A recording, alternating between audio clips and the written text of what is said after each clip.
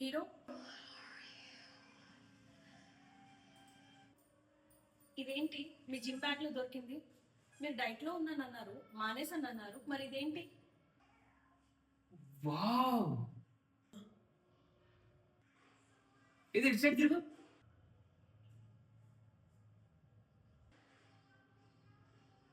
ఇది మళ్ళీ ఇటు సైడ్ తిరుగు.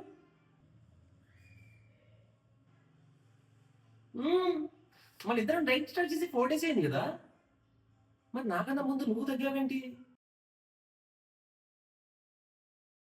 అంత తగ్గానా? మ్మ్. నేను కూడా రేపటి నుంచి నీలాగా ఎక్కువ కష్టపడాలి.